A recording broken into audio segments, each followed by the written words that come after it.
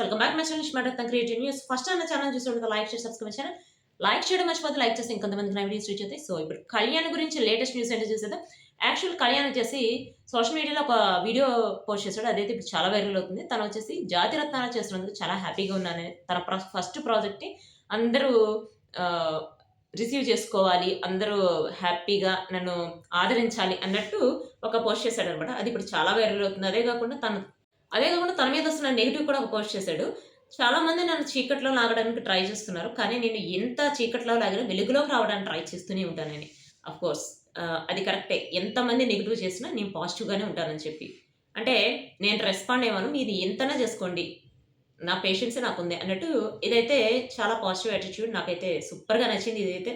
ప్రతి ఒక్కళ్ళలో ఇలాంటి యాటిట్యూడ్ ఉండాలనిపించింది. ఎందుకంటే ఇట్లాంటివి ఉంటేనే ఫస్ట్ స్టార్టింగ్ స్టేజ్‌లో పైకొస్తారు.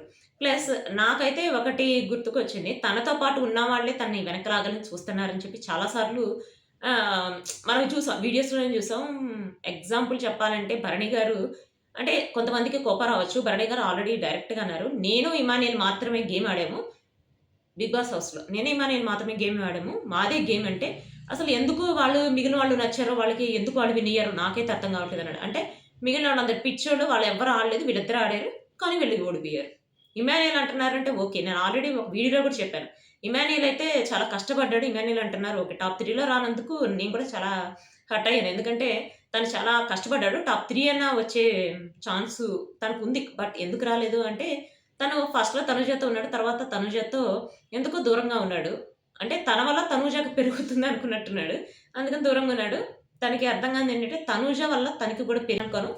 ఇద్దరు కలిసి ఫస్ట్ వచ్చేవాడు నాకు తెలిసి. తనుజ, కళ్యాణ్ ఇద్దరు కలిసి ఫస్ట్ వచ్చేవాడు. ఇమాన్యుయల్ సెకండ్ వచ్చేవాడు. ఇమాన్యుయల్ ఫస్ట్ వస్తాడు అంటే నో వే. మేబీ అనుకుంటున్నా నేను. మీకైతే ఏమన్నా హర్ట్ అయ్యి ఉంటే నాకు కామెంట్ చేయండి. నేను అనుకోవడం అయితే తనుజ, కళ్యాణ్ ఇద్దరు ఫస్ట్ వచ్చేవాడు. అప్పుడు ఇమాన్యుయల్ సెకండ్ వచ్చేవాడు. సో ఇదంతా పక్కన పెడితే ఇదంతా ఎందుకు చెప్పానంటే ఇంకొక అంటే 'బిగ్ బాస్' సీజన్ 9లో తనతో పాటు ఉన్న ఇంకొక క్యాండిడేట్ పేరు చెప్పకూడదు. వాళ్ళు కూడా తనని అంటే తను ఇట్లా పైకొస్తున్నందుకు ఈర్ష్యగా ఫీల్ అవుతున్నారట.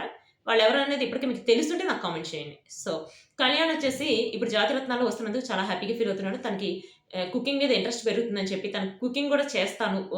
అంటే నా ఛానెల్‌లో కుకింగ్ కూడా చేసి మీకు చూపిస్తానన్నట్టు చెప్తున్నాడనమాట. యాక్చువల్‌గా డిమాండ్ పవన్ అయితే తన ఛానెల్‌లో చాలా కుకింగ్ కూడా చేసి చూపించాడు. ఇప్పుడు తను ఉంటున్న హోటల్ రూమ్‌లో కూడా కుకింగ్ చేస్తున్నాడట. ప్లస్ ఆల్రెడీ ఇప్పుడు ప్రోమోలోనే చూపించారు. తను ఒక డిష్ చేసి తీసుకొచ్చి రీతూకి టేస్ట్ చూపించడం. అంటే వాళ్ళిద్దరూ హైప్ కోసం చేస్తున్నారా అంటే, యాక్చువల్‌గా ఒక చోట తను అంటే ఫిబ్రవరి 14థ్ రోజు తను ఒక ప్రపోజ్ చేసాడు గుర్తుందా? అదొచ్చేసి కళ్యాణ్ తనుజ గురించి మాట్లాడే మాటల్ని అట్లా ప్రపోజ్ చేసాడా? అంటే తనకి గుర్తుకొచ్చి డిమాండ్ పవన్ రీతుకి ప్రపోజ్ చేసాడా అని చెప్పి ఒక న్యూస్ ఒకటి వైరల్ అయింది. అప్పుడు ఫిబ్రవరి 14థ్‌న తను చెప్పినప్పుడు అప్పుడు ఒక న్యూస్ ఒకటి వైరల్ అయింది. మీకు తెలియకపోతే నాకు కామెంట్ చేయండి.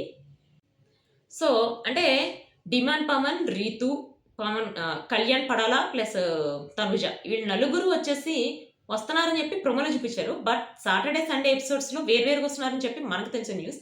బట్ చూద్దాం. యాక్చువల్‌గా ఇది ఎప్పుడు రిలీజ్ అవుతుంది అని చెప్పి అడిగారు కదా! ఏప్రిల్ 4థ్ నైట్ 9:00 అని చెప్పి అంటున్నారు. బట్ నేనైతే టైం కన్ఫర్మ్ చేస్తాను నెక్స్ట్ వీడియోలో. సో, ఇదొచ్చేసి కళ్యాణ్‌కి సంబంధించిన latest updates. See you next video guys. By.